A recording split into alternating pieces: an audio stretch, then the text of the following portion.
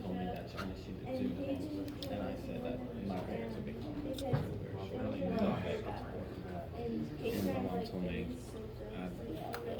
Good day, all. Hope happy breaks were had. My mom said, "Are you freaking serious? Who was her boss?" How are you feeling today? Anyone have any questions before we get started?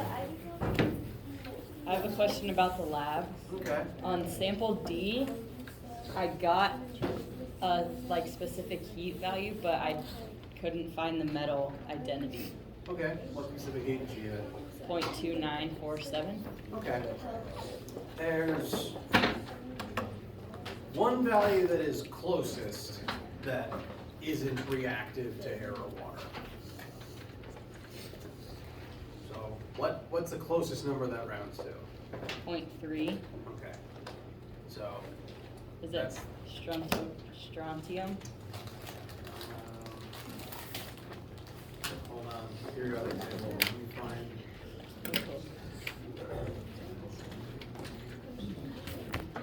This isn't a chemistry class, but I at least find knowing which ones explode to be fun. So, periodic table, strontium is right here. And this is one of the two columns of metals that do explode in water. All right, I'm up.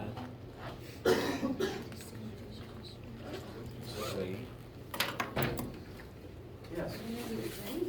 Zinc.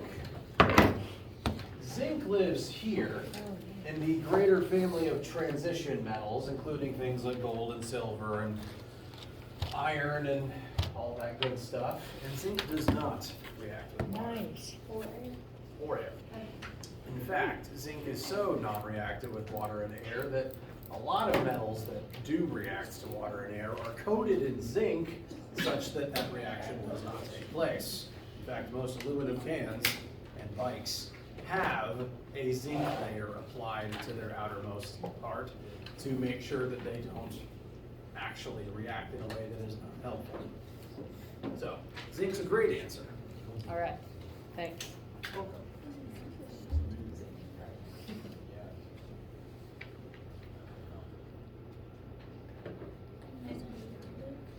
Anything else on your minds?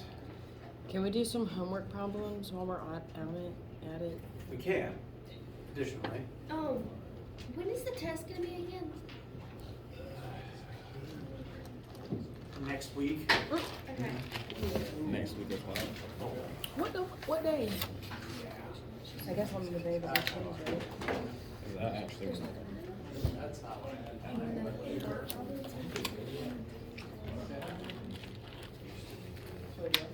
okay. Bless you. Okay. Bless you. This week is the April 10th through 14th. Plan for today is for this week is to close out heat and thermo by talking about the laws of thermodynamics and the thermal conductivity.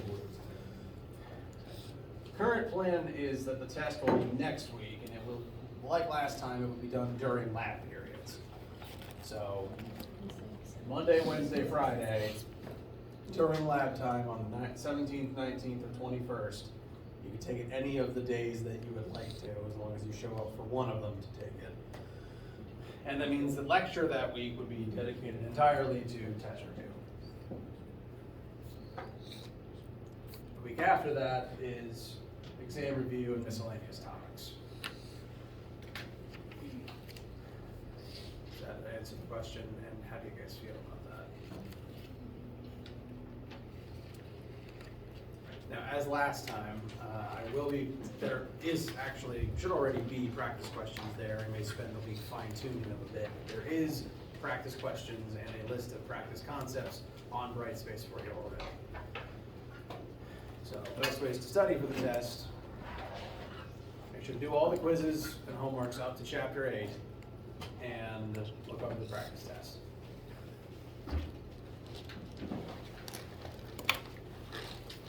Speaking of the homework, what was on your mind? I was really waiting for it to load, but it's like not loading.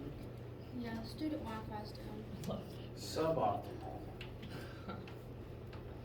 There's actually some guys Actually, the was wandering around the building yesterday asking about the internet and the Wi-Fi, so Well, it still don't work. it still don't work. I haven't done a good lady base.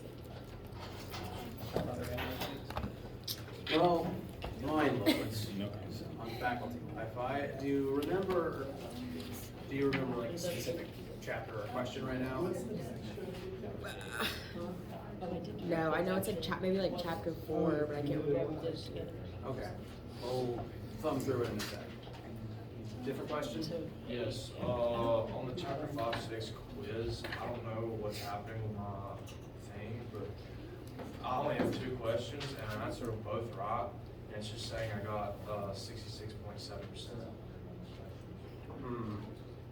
Like it says 100 on the questions, like after he does them, but then it says. Yes, it just says right here, it just says 66.7 over $1. I may have to specifically check through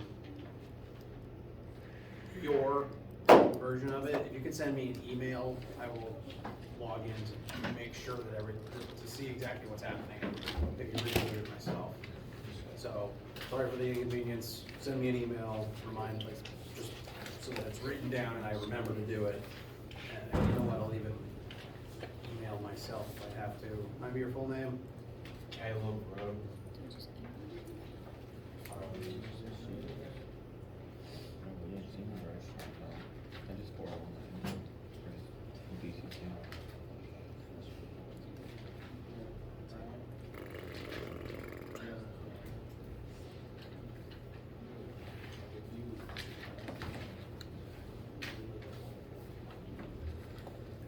Okay, I've got it written down to myself as well.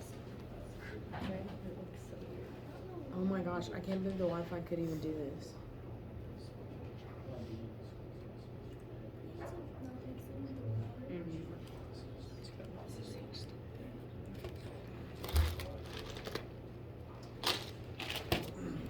Okay, so separately, we got a question about chapter 4. No, it's chapter 7 now. Okay. Homework or the quiz? It's okay. Maybe we could come back to it at the end or something. It's Okay. just taking so long. I don't know. Yeah, that is absolutely fine. Anything else on anyone's mind here at the start before I start talking about the laws of thermodynamics?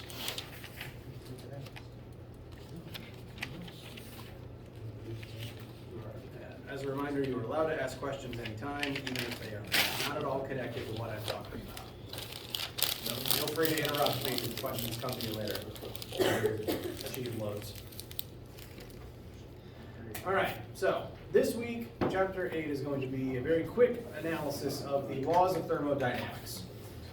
As far as physics principles go, these are pretty close up there with the laws of motion in terms of importance and the fact that most people should know them. Whereas the laws of motion are important to, say, mechanical engineers and people who deal with the physical world, the laws of thermodynamics are very important to people who deal with energy for the most part. So people who study thermodynamics, but even people who deal with things like optics and electricity. The discipline involves more energy than it does materials science. These are going to be very important to you. And kind of like how on test 1, I gave the way that the laws of motion question worked on that one was I gave you 5 statements and you had to pick out which ones were the correct laws of motion and then number them accordingly. Similarly on test 2, I will ask a question like that about the laws of thermodynamics. So you don't have to memorize them, but you do have to be able to tell them apart.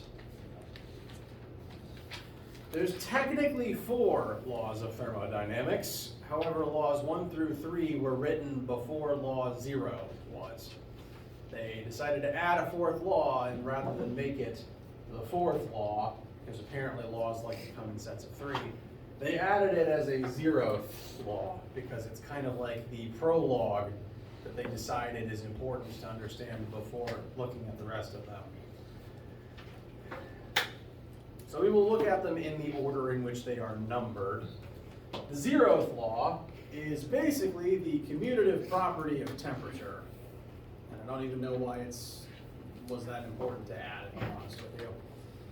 It says if objects A and B are at the same temperature as each other, and object C is at the same temperature as either of them, then that means that all three of them are at the same temperature as each other. Yeah, I don't feel it's something that needs to be pointed out, but someone decided that this was the prologue that needed to be covered before the rest of them. Basically, it's just the law of the commutative property of temperature. If A equals B and B equals C, then A equals C. Everything present is in thermal equilibrium at the same temperature. First law of thermodynamics is where things get a little more interesting, and we've actually already talked about this one, but we're now going to look at it through a thermodynamics context.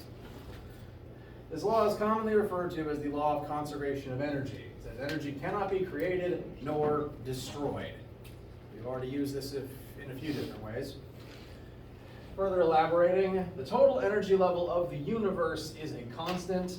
Energy can be converted from one form to another or transferred from a system to the surroundings and vice versa. But throughout none of that can the total amount of energy present change. There's a fixed amount of energy in the entire universe, and every single action simply changes what form it's in and how it is distributed. Generating energy in power plants is really just taking it from a form we can't use and turning it into a form we can.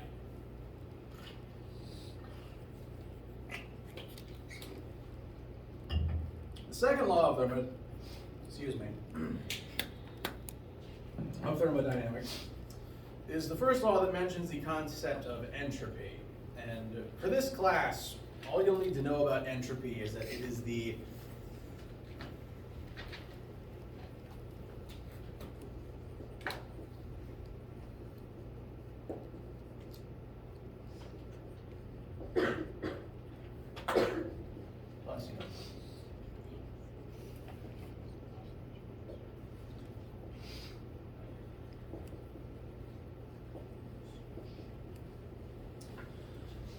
definition of entropy that you guys should be familiar with is that it is a measurement of chaos, but the mathematical definition of chaos is random motion. It is a measurement of randomness, not necessarily of insanity or something. If you've watched if you care any amount about Jurassic Park 1, this is one of the things that Jeff Goldblum's character studies and goes on about. Within thermodynamics, entropy basically just refers to the temperature that something is at. The more energy something has, the more chaotic its particles will be moving, which is to say the faster its particles will move and the more often they will bounce off of each other. This naturally increases with temperature and likewise decreases if temperature goes down, because the hotter something is, the more energy its particles have and the more those particles move around. If you reduce something's temperature, that object has less thermal energy and therefore less random motion and less entropy. But what the second law says is that kind of like how the total energy level of the universe does not change, the total entropy level of the universe does not go down.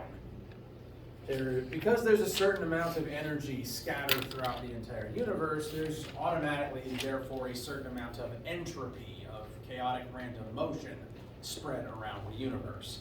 And like how thermal energy can be taken out of one object and placed in another, entropy can likewise be taken out of one object and placed in another, but the total amount of entropy does not decrease. There's still the same total amount of random motion, you've just changed which object's particles are the ones moving randomly when you add thermal energy to one thing and take it away from something else. The phrasing's not exactly the same though. The first law says there is a total fixed amount of energy in the universe, whereas the second law says that the entropy level of the universe either remains the same or rises. And that's because entropy is tied to specifically thermal energy level. And total energy levels across all types added together remains constant, but over time, more of that energy turns into the thermal state, meaning that entropy levels do rise over time as more energy enters the thermal state and stays there.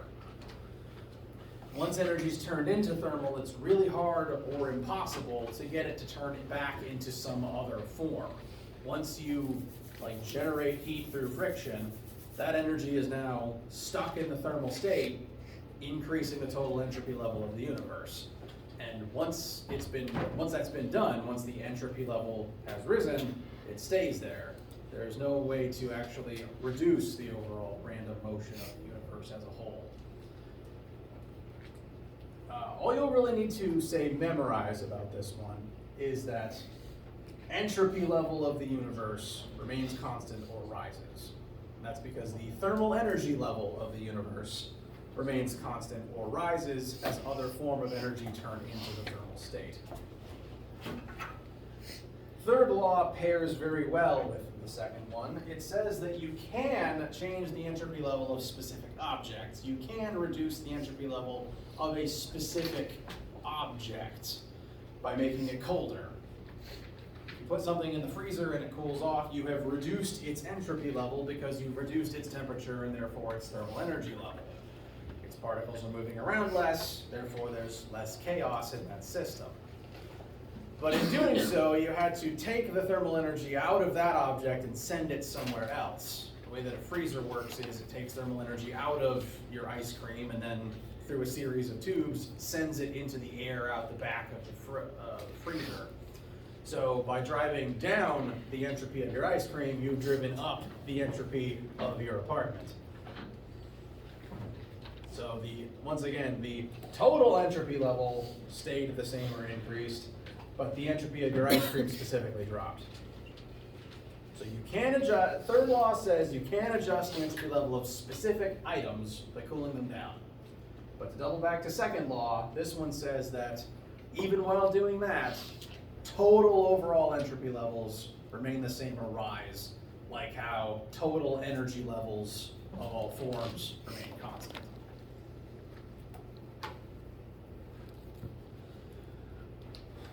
Out of these laws, I'd argue that the first is the most important one to this level of the course, because we refer to energy conservation pretty often. We rely on it to make sure that the totals of energy levels remain the same across various systems.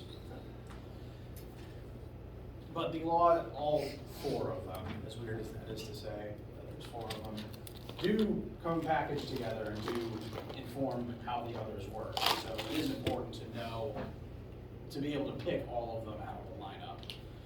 And so as a result, once again, on test 2, like on test 1 with the laws of motion, you will have to be able to identify these out of a list of statements. There will be 6 statements. 2 of them will be dummy statements, and 4 of them will be these laws that you have to pick out at number. So to briefly summarize that order again, 0th law is if A equals B and B equals C, therefore A equals C. First law is conservation of energy. Second law is the law of entropy, and third law states that entropy can decrease with temperature. And I would actually call this the law of absolute zero, because if you look up longer versions of this text, well actually no, it says absolute zero right there. Entropy levels hit zero at absolute zero is the real crux of this law. Because at absolute zero, nothing's moving, therefore there's no random motion and no chaos. But nothing's alive at absolute zero, so I'd say it's worth a little chaos to remain alive.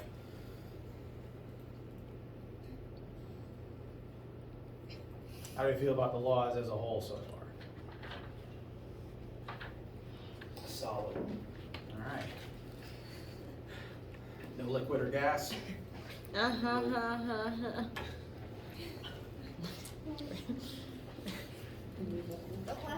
You're allowed to not like my puns.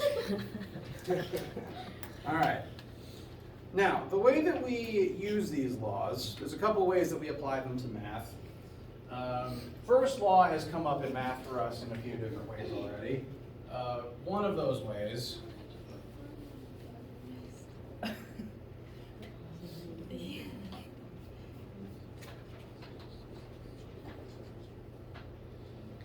we used last week and also in your take-home lab to refer to how if one object gains heat, some other object tends to lose the same amount of heat. This, again, is first law of thermodynamics. The total energy level remained constant, it just swapped what object possessed it.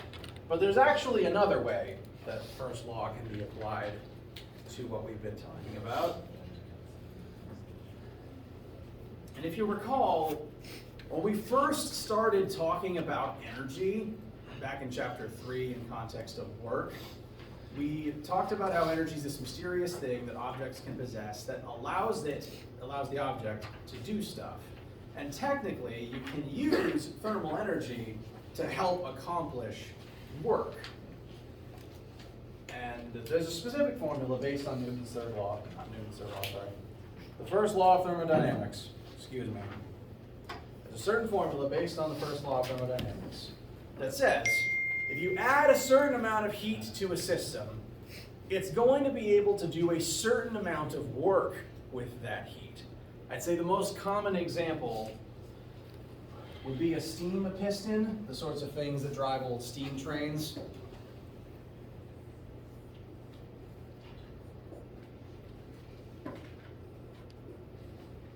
This is a very poorly drawn piston. The idea is that there is a lot of steam inside this piston, and as you add thermal energy to that steam, it's going to expand.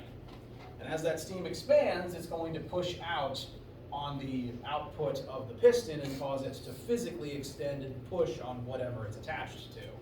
The way that old trains would make use of this is heat would be added to the steam, this spoke would push out on the caster of the train wheel, driving it forwards, and then the steam would be instantly vented to reduce the pressure in here, such that the piston retracts and then pulls the wheel backwards.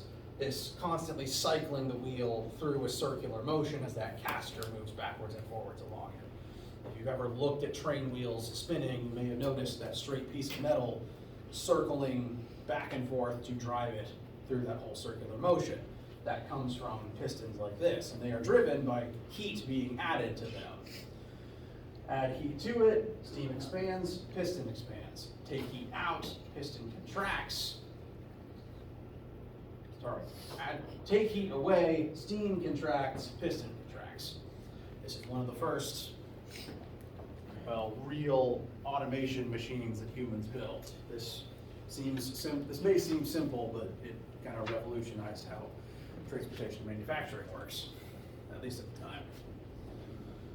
And what this formula here, this new one on screen, says is, if you add a certain amount of heat to a machine like this, it is able to do a certain amount of work with it. But odds are, say if you add 100 joules of heat to this piston, it may only do about 90 joules worth of work, because heat does tend to just kind of stick around inside of machines and pointlessly make them warmer. If you've ever had a computer overheat and melt on you, you're probably familiar with that, or possibly your vehicle overheat on you. These types of machines don't always use all the heat that they have. Sometimes the heat just kind of sticks around inside the mechanism driving the temperature up. And what this formula says is, you add heat to something, and it doesn't use all of that heat. Some of it remains behind inside of the system, driving the system's total energy level up. So this delta U is the change in the internal energy level of the system, change in its thermal energy level that it maintains, that it holds on to.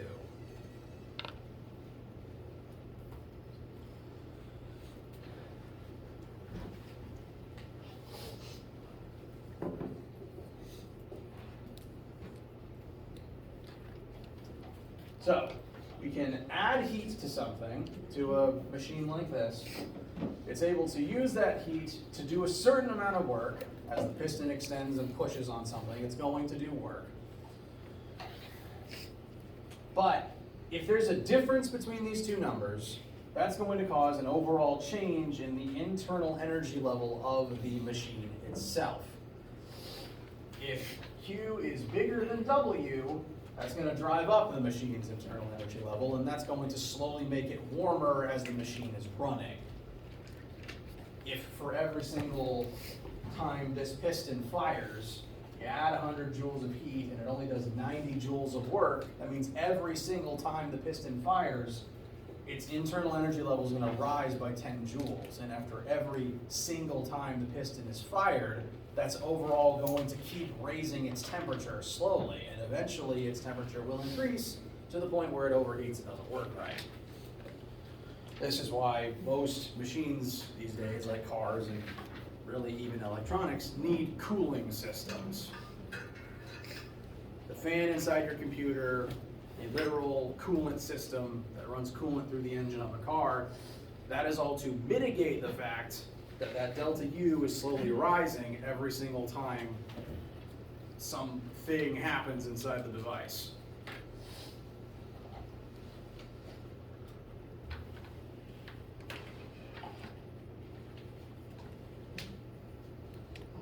I have a question. Yes. So this is for Q, which is specific heat or just heat in general? Just heat. Okay. Specific heat is C. Okay. And then positive if energy is transferred to the system. So what would be an example if it was negative? I know it's like not transferred to the system, but like I don't quite understand. It's a good question. If Q was negative, that would imply that you are removing heat from something, trying to cool it down. Oh.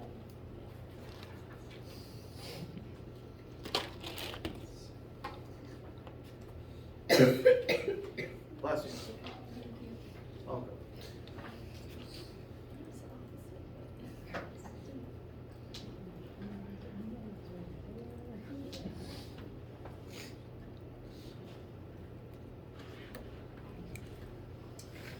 To get a practice question for this in your notes,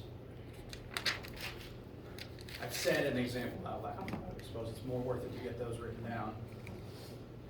We're going to take that piston over there that's being used to drive a train or possibly a car. Cars do have similar cylinders inside of them, but instead of steam expanding, it's actually the explosive runoff from gas burning. Exactly whatever the piston is. In this specific case, we're going to take 600 joules of thermal energy and add that amount of heat into the tank of the piston. So whatever energy level this thing had, whatever temperature it was at, we are going to add 600 joules of heat to this system. That piston then extends, and as it extends and pushes on something like the wheel of a train, it's going to do 400 joules worth of work. That is how much effort it is going to successfully accomplish. Bless you. What is the change in the internal energy of the system? First law of thermodynamics tells us that all this energy needs to be accounted for somehow. We're going to add 600 joules of energy to the piston, and it's going to use up and give away 400 of them. Bless you. And so solving for delta U is going to tell us how much heat remains in the system rather than being output as work. Delta U, Q minus W, so 600 minus 400. And that tells us that as this cylinder fires, every single time it fires, it's going to keep 200 joules of that 600. 400 makes their way out as actual successful work being done, whereas 200 stays behind in the mechanism, accomplishing nothing. It's just pointlessly making the piston hotter, as that heat remains in the metal and disperses into the nearby metal as well. So that's 200 joules that you got nothing out of.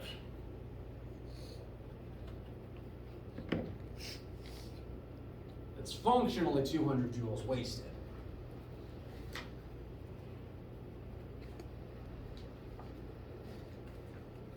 Sound okay so far?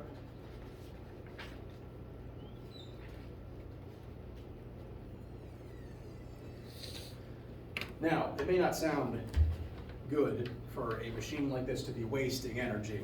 Like, that's 200 joules that could have gone to anything else. However, sadly, Every machine does this. And when I say machine, I include organic machines like the human body. That 200 joules that is just stuck in the mechanism, that isn't actually accomplishing anything, some people refer to it as being, that's not the right formula, sorry. I'm jumping around my slides, I apologize.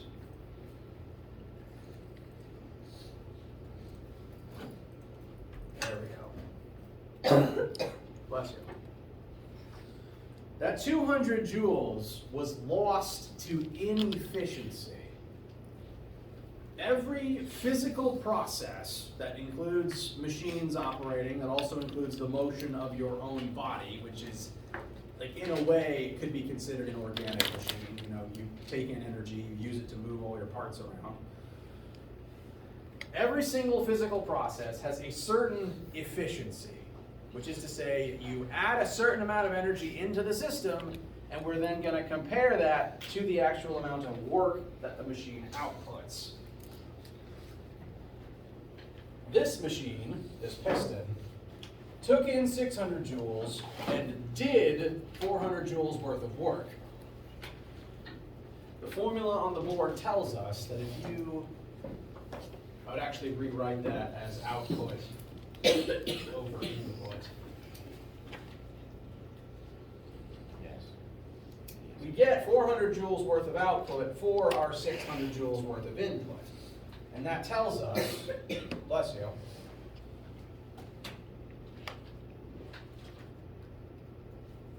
that this particular piston is about 67% efficient. It was able to successfully use 67% of the energy that we added to it, 2/3. And that means, conversely, that it's about 33% inefficient. 33% of that energy was just lost into heat that is now pointlessly just making the engine warm. It didn't accomplish anything. You can calculate the efficiency of any machine like this, and again, that does include organic processes as well. There's been a lot of teamwork between biologists and physicists to try to figure out, the efficiency levels of various human processes to, understand and optimize how energy works in the human body. Any system that takes in energy and then can use it to do a certain amount of work, you can calculate the efficiency of that system. And this again is related to, in a way, it is related to the second and third laws of thermodynamics, because this 67% energy is successfully being used and transferred somewhere else. Like this is work that we output. This is what we wanted to happen. But that means conversely, 33% of that energy is now just useless thermal energy, increasing the entropy level, the chaos of the metal of the machine. So this ties again into the second law. The entropy level rose every single time this piston is fired. This 33% of the energy it has is always just increasing entropy and not accomplishing anything. Every single action that you've ever taken in your entire life, given that you are, again, in a way, kind of an organic machine, has had some degree of inefficiency, and therefore some of the energy that you could have used to do stuff instead pointlessly went into heat and increasing your own entropy level. Kind of like how machines overheat if you overuse them. Humans can overheat if you overwork them, and it's why exercise makes you hot and miserable. At least in my opinion.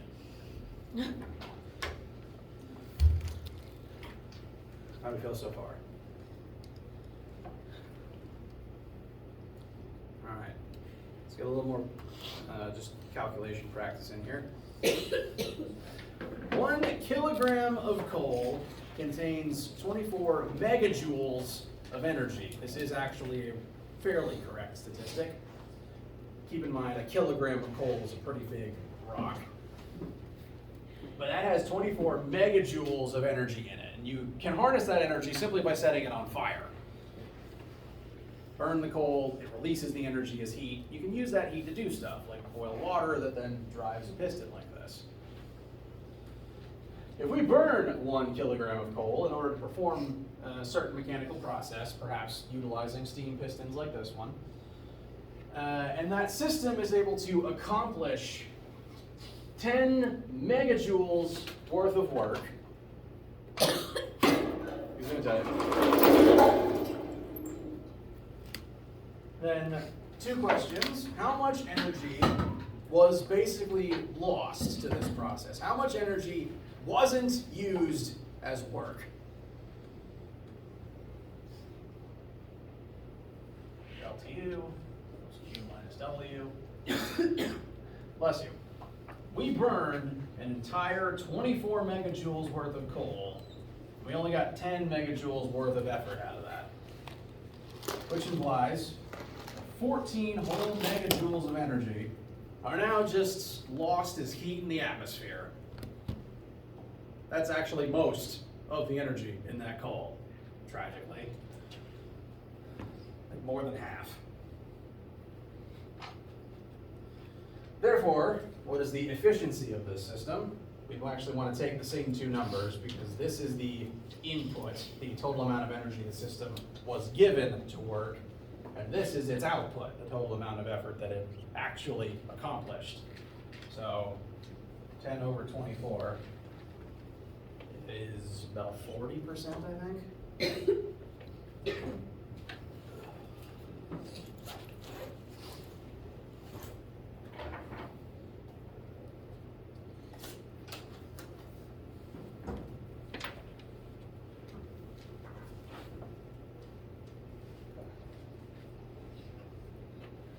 This coal burning process is about 42% efficient,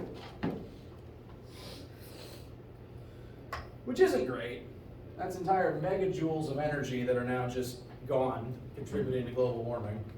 Because in this case, when you burn coal, the system is basically the atmosphere, since the air is an important part of the combustion. And that is just a bunch of energy that is now just making your space hotter, that you have to vent into the sky, and is now going to make the whole atmosphere warmer. And 42% efficient ain't all that great overall. Like, that means that over time, you're diminishing returns, you're literally losing half of the energy you could be harvesting. Fire is very inefficient. Burning things is very inefficient. Because by virtue of burning things, hot air is going to be rising, and if you don't catch literally all of it, that hot air is just going to rise away and take that heat away with it. So not a very efficient machine. You know what's the saddest part? As far as machines that humans have built goes, this isn't the lowest number. There are way more inefficient machines in use. As far as fire goes, this is actually pretty efficient. In terms of, and this is about twice as physically mechanically efficient as the human body is, because common consensus goes that the human body is about 20% mechanically efficient. 20% of the energy you intake is actually able to be used for work output with your muscles. The remaining 80% somehow, like over various different processes, turns into heat. Some of that's on purpose, because we're warm-blooded, we create heat to stay alive. But some of that is simply just the friction in your muscles. Bless you. Every system has some efficiency, and a 100% efficient machine doesn't actually exist, unfortunately. But if it did, that means that any energy put into it would be immediately put out of it. It would just constantly keep looping, just one-to-one energy transference. And that's called perpetual motion, which we don't have. Largely because friction exists, taking energy away, turning it into heat, and driving efficiency down. If you could build a 95% efficient machine, you'd probably win a Nobel Prize. You don't even have to get close to them. You don't even have to get to 100 for the world to think that they're amazing. Well, for the scientific community to follow your achievements. You guys are already amazing.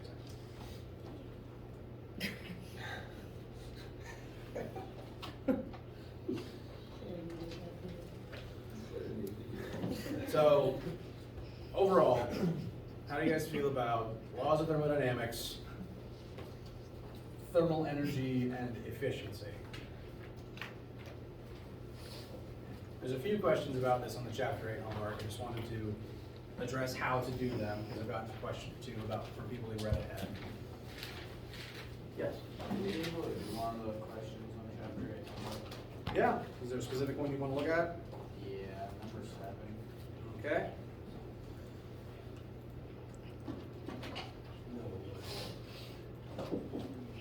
All right, now 7 is actually about thermal conductivity, which is the last thing we're going to cover on Friday. Okay. So, out of all of them, if this one doesn't make sense yet, that's okay. Okay. Now, I'll begin talking about it, absolutely. There's just only a few minutes left in class. But I can go ahead and start talking about it.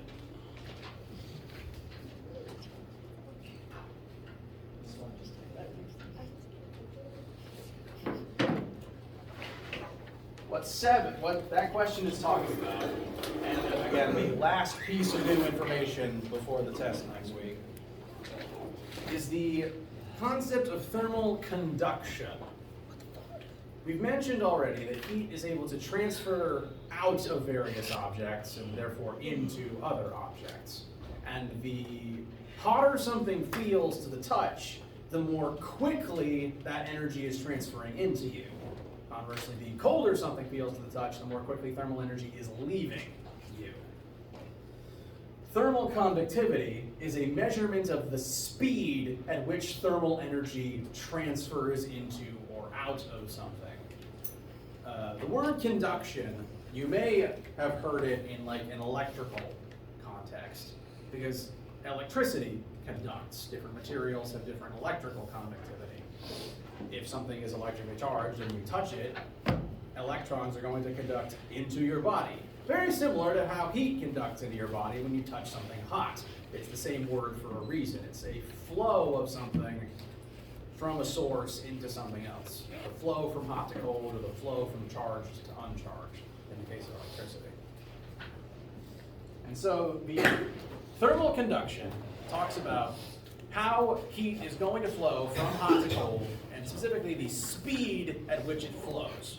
If heat is flowing very quickly, it flows very fast. If heat is flowing very slowly, it feels very cold. If heat is flowing quickly, that's high conduction. If heat is flowing slowly, that's low conduction. And conduction partially depends on the temperature of the two objects.